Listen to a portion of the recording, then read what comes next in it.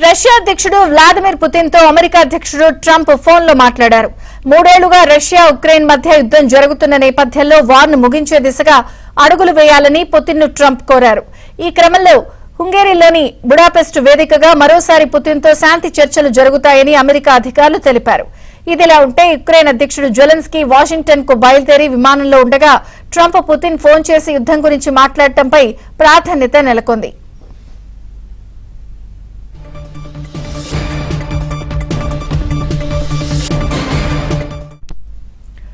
శుక్రవారం రాత్రికి లేదా శనివారం ఉదయం జెలెన్స్కీతో ట్రంప్ సమావేశమయ్యి రష్యా ఉక్రెయిన్ యుద్ధానికి సంబంధించి చర్చలు జరపనున్నట్లు తెలుస్తోంది.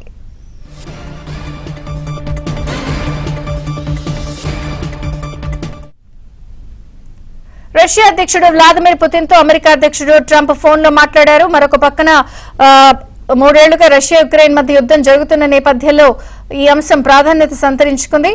Updates Delhi bureau chief Krishna అందిస్తారు. కృష్ణ, చంద్రిక, రష్యా ఉక్రెయిన్ యుద్ధానికి ముగింపు దిశగా ఒక పెద్ద రాజకీయ చర్చ అయితే ప్రారంభమవుతుంది. ఈ చర్చలకు అమెరికా అధ్యక్షుడు డొనాల్డ్ ట్రంప్, రష్యా అధ్యక్షుడు పుతిన్, ఉక్రెయిన్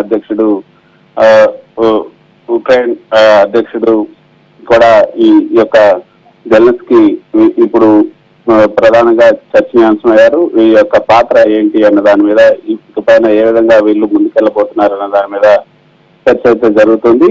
అమెరికా అధ్యక్షుడు ట్రంప్ రష్యా అధ్యక్షుడు పుతిన్ తో దాదాపు 2 గంటల పాటు మాట్లాడారు. ఉక్రెయిన్ యుద్ధం ఎప్పుడు ఎలా ముగించాలంటే ఈ యొక్క చర్చల్లో ప్రధాన అంశం. ఇద్దరు కూడా శాంతికి మార్గం కనుక్కోవడం అవసరం అన్నది ఇద్దరు కూడా అంగీకరిస్తున్నారు. ఈ యొక్క చర్చ తర్వాత ట్రంప్ చేసినటువంటి ప్రకటనలో ముందుగా మేము త్వరలో హంగేరీలో సమావేశం నిర్వహించబోతున్నాం, అక్కడి నుంచే యుద్ధం ముగింపుకు నాంది పలుకుతామని ట్రంప్ ప్రకటించారు. ఈ సమావేశం హంగేరీ రాజధాని బుడాపెస్ట్ లో జరగనున్నట్లుగా సమాచారం అందుతుంది.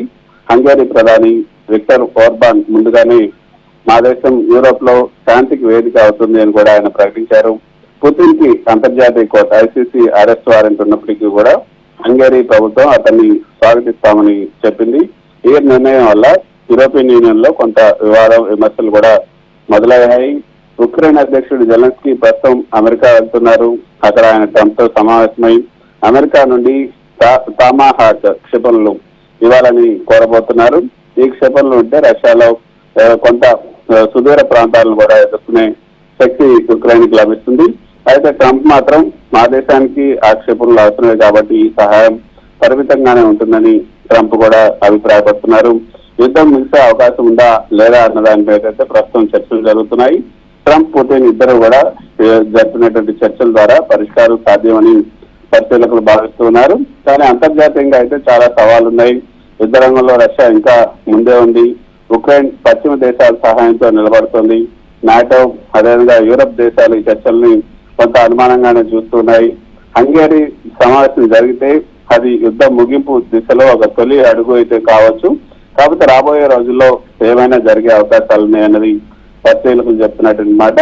బుడాపెస్ట్ లో ట్రంప్ పుతిన్ సమావేశం తేదీ అయితే ఇంకా అధికారికంగా ప్రకటించలేదు, మరికొద్ది రోజుల్లో ప్రకటించే అవకాశం ఉంది.